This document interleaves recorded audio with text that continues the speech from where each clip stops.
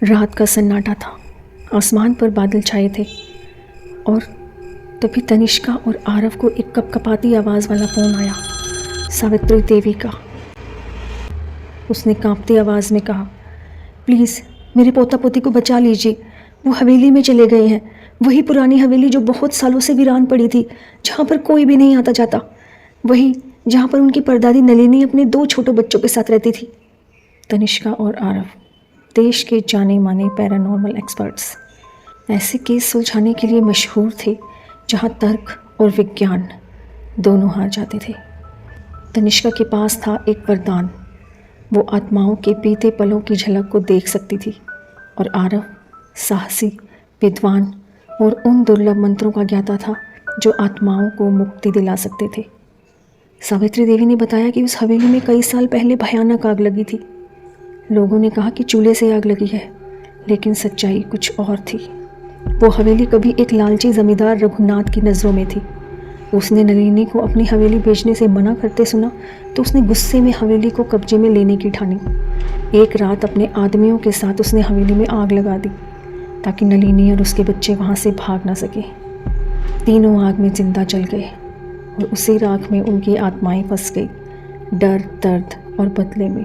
अब सालों बाद जब सावित्री देवी के पोता पोती खेलते खेलते उस हवेली में पहुंच गए और जब वहां से वापस नहीं आए तो सावित्री देवी ने थक हार कर तनिषा और आरव को बुलाया था।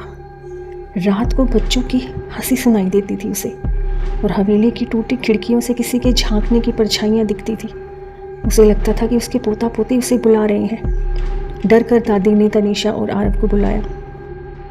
जब वो दोनों हवेली पहुँचे, दरवाज़ा खुद चरमराता हुआ खुल गया, जैसे किसी ने अंदर आने का निमंत्रण दिया हो। अंदर का माहौल ठंडा नहीं, जमे हुए डर जैसा था। दीवारों पर धुएं के काले निशान, टूटी गुड़िया और पिघली हुई मोमबत्तियां पड़ी थी। तनिषा ने जैसे ही अपनी आंखें बंद की, उसे झलक दिखी। नलिनी अपने बच्चों को गोद में लेकर चिल्ला रही थी। दरवाज़ा बाहर से बंद था और रघुनाथ उन्हें देखकर उन पर हंस रहा था।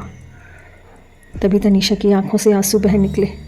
आरव, आरव, यही था वो राक्षस रघुनाथ, इसी ने सबको जलाया है, दिख रहा है मुझे सब कुछ।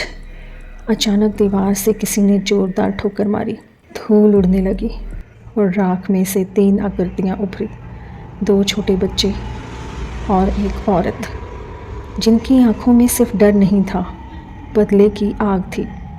तनिषा ने कांपते हुए कहा, नलिनी, हम तुम्हारे बच्चों को छुड़ाने आए हैं, लेकिन अब बदला छोड़ दो। मैंने देखा अपनी झलकी में कि तुमने रघुनाथ और उसके आदमियों को तो उसी रात उस आग में झोंक दिया था, तो तुम्हारा बदला तो पूरा हो गया था ना। अब मासूम लोगों के साथ तुम क्यों बदला ले रही हो? मैं जानती हूँ तुम अपनी इस हालत का जिम्मेदार पूरे गांव को मानती हो, इसलिए सभी को यहाँ से आज़ाद नहीं करना चाहती। पर अगर तुम ऐसे ही करती रही तो तुम्हें और तुम्हारे बच्चों को कभी मुक्ति नहीं मिलेगी। कमरे की हवा घूमने लगी, रोशनी झिलमिलाई, बच्चों की आवाज़ें गूंजने लगी। माँ, अब बस करो, माँ चलो चलते हैं यहाँ से। आरव ने अपने हाथ में ताबीज़ कस लिया और पुराने मंत्रों का उच्चारण शुरू कर दिया। हर मंत्र के साथ हवा भारी होती गई, दीवारें चीखने लगी और रघुनाथ की परछाई दीवारों पर उभर आई, जलती हुई, तड़पती हुई। नलिनी की आत्मा उस पर झपटी, चीख की गूंज कमरे में फैल गई और फिर अचानक सब शांत हो गया। क्षण भर में हवेली का रंग बदल गया, दीवारों पर जलने के निशान मिट गए। तीनों आत्माएं, नलिनी और उसके बच्चे, मुस्कुराते हुए रोशनी में विलीन हो गए। तनिषा और आरव बाहर निकले जहाँ सावित्री देवी खड़ी थी।